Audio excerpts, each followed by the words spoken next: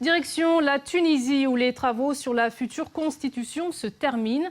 Les députés ont déjà approuvé 2/3 des articles et peu à peu les contours de cette future constitution se dessinent, moins marqués par la religion et plus ouverte à la parité homme-femme. Michel Lachkar avec notre correspondante Zeynep Hammer. Élue en octobre 2011, l'Assemblée constituante tunisienne a validé à ce jour les 3/4 des articles de la future loi fondamentale du pays. Chacun d'entre eux a été l'objet de difficiles compromis entre les islamistes et les courants plus modernistes de l'Assemblée.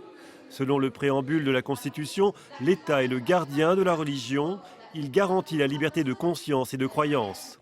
Le texte souligne l'attachement du peuple tunisien aux enseignements de l'islam, mais se réfère également à la Déclaration universelle des droits de l'homme.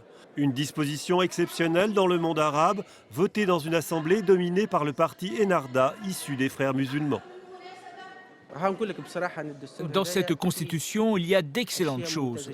Plusieurs sujets sont le fruit d'une relecture de la religion adaptée à notre époque, mais en total accord avec les enseignements de l'islam sur lesquels je me base en tant que docteur en charia. Le texte ne reconnaît pas tout à fait l'égalité entre hommes et femmes, notamment en matière d'héritage, mais il garantit en revanche l'égalité entre citoyens et citoyennes avec le principe de la parité homme-femme dans les assemblées élues. Si l'on compare cette constitution à celle en vigueur dans le passé, on mesure le chemin parcouru. Si on prend la Tunisie dans le contexte régional, on est de très loin meilleur que le reste des pays arabes. Quand on voit ce qui se passe aujourd'hui en Tunisie avec certaines lois qui sont quand même la liberté de conscience, l'égalité entre les citoyens et les citoyennes, des choses comme ça. En effet, c'est des articles qui sont inimaginables, par exemple, dans le contexte égyptien ou syrien. On voit la catastrophe que c'est la Syrie aujourd'hui.